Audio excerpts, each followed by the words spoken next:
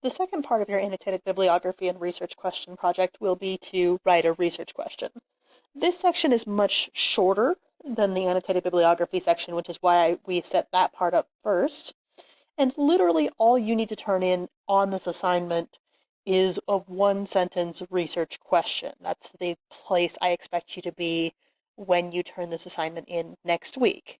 However, a research question should ultimately lead you into your final paper. So a research question will do the things we see listed on the slide here. It provides you with ideas or keywords that you can use to search the databases and to do research. It focuses your research and later on your paper on a single idea or a single topic. Part of writing college level papers rather than high school level papers is often writing about something in more depth and with more focus rather than telling the reader all the information you might know about that topic. And it also helps you think about a argumentative topic for your paper. We don't want our paper to be full of obvious statements. We want it to be interesting. We want it to take on controversial positions and more nuanced positions about the works of art we're investigating. Additionally, a research question or an answer to the research question will also be your thesis statement in your final paper.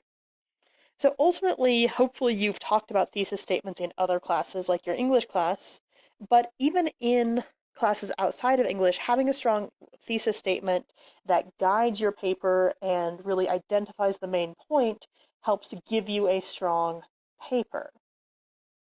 So things you might want to think about as you think about a thesis statement is it too obvious? Can you come up with a reasonable opposing argument, or are all the things you're saying about this topic pretty straightforward or easy for the reader to understand? We want our papers to be clear and easy for the reader to follow, but not boring or obvious. You also want to make sure the ideas you have about a work of art are supported with the evidence that you have or the research that you've done. It's great if you have a really interesting or really you're very passionate about an idea about a certain work of art or a certain piece, but you need to support that with evidence. Similarly, you want to think about how complicated is your idea. The goal for this paper is 5 to 7 pages double-spaced. So you only have a limited amount of space to talk about it. This isn't the world's longest paper, but it is a little bit longer than a 2-page, very short essay. So one of the things that I really recommend for thinking about the complexity of your ideas is outlining. Again, your English teachers probably talked about outlining, and I know some people are diehard anti-planners. They don't want to outline, they don't want to do any kind of pre-writing, but I really encourage you to do that. And this figuring out the skill of, I have an idea, how long is it going to be? How much space is it going to fill up? Is a really valuable one, not only for this class or for your English class, but for many of your classes. And an outline can really help you do that. An outline, you can say, okay, you're going to have an introduction, you're going to have a conclusion, you're going to lose some space in this particular paper to footnotes because that's how Chicago Manual Style cites its sources. So we might say that there about 1 to 1.5 of our 5 to 7 pages is going to be taken up with those things, the introduction, the conclusion, and the formatting for things like footnotes. That tells us we actually have about 3.5 to maybe 5.5 pages where we actually have to have the main idea, the main body of our paper. If we think about each idea being approximately 1 page long, that tells us we need to have probably between about 3 and 5 things that we want to say about the work of art that we've chosen. Last but not least, we want to think about the language in your thesis. Again, I recognize this isn't English class, and you may not be very interested in crafting the perfect word choice for your essay. But if you're going to really pay attention and expend time and energy on any one sentence in your paper, it should be your thesis statement. The thesis statement is the main idea. It's connected to everything else in your paper. And one of the biggest problems that I see with thesis statements, especially in introductory art history classes, is vague language. And interesting is probably the number one culprit here. Just because something is interesting to you doesn't mean it's interesting to your reader. So if your first inclination is to say something is interesting, think about, well, why is that interesting? And can you make a more specific claim based on why you have an interest in that piece rather than just saying it's interesting? Similarly, art historians usually reject labels like good or bad. Those are not typically considered to be kind of within the realm of art historians.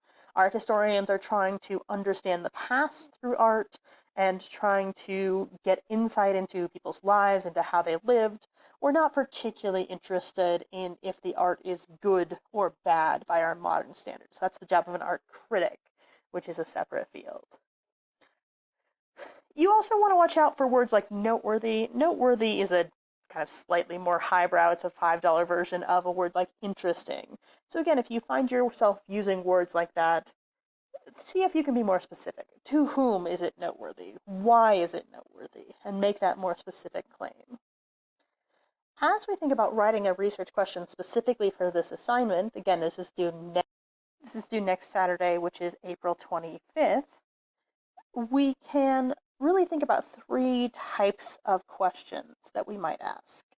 We can ask a question that's focused on the work of its art itself, on its materials, and on its methods. We can ask a question that's focused on the artists and their biographies. How does the life of this artist show us something about this historical time period or the ways that art was being made at this time? And a historic or sociocultural focus. So this is really focused on the historical side of art history. How does this work of art tell us something about history itself? The three examples we see on this slide are all student examples, and some of them are better than others, but we can just see examples of how these started and how they ended up in the final paper. So the first example, an art-focused example, is about how photography was established as a fine art. So that you can see that question is fairly simple, it's fairly broad, it's not terribly complicated, but this person was really asking about how do we see photography make this transition from something that's much more technical to something that is much more artistic that we see in museums and galleries. And all that context doesn't have to be in the question. This very short, simple, to the point question is just fine. You can see the answer to that in the late 19th and early 20th century. A movement known as pictorialism became the primary means by which artists expressed themselves. This movement started as an attempt to establish photography as a fine arts medium. So we can see that by the time this person got to the actual paper, their answer is fairly complex and fairly detailed. The second type of question we have is the artist-focused question. So again, thinking about what is happening in the lives of artists that can tell us something about art or about history. So what was happening in Bernini's life during the time period he sculpted the Ecstasy of St. Teresa? What led him to build it? So that's a slightly more complex question. There's a kind of couple of nested questions in there, which is also fine. While you do want to focus on a single work of art and a kind of single idea, sometimes you will still have a couple of sub-questions or sub-points within that. And then again, we see the answer. In this case, the thesis statement that emerges is much more kind of obviously and closely connected to the question. The Ecstasy of St. Teresa was created in a time in Bernini's life where he was out of favor with the Pope, and the attempts to court new patrons may explain the prominence and personality of the patron portraits in the sculpture. The other thing that you see here is something that sometimes happens is as you move from a research question to the final version of the thesis statement, the focus may shift slightly. So initially the students started out really focused on the central figure of St. Teresa in this sculpture, but by the time they got to their final paper, they were much more interested in the patron portraits that are on either side of this piece.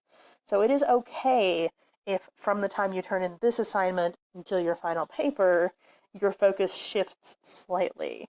Ideally, you should stay on the same basic topic, but if for some reason that's not happening or not working for you, get in touch with me and we can discuss your options.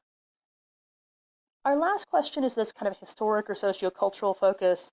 This kind of question may really appeal to you if you're not primarily an art major or if you signed up for this class primarily for the historical content.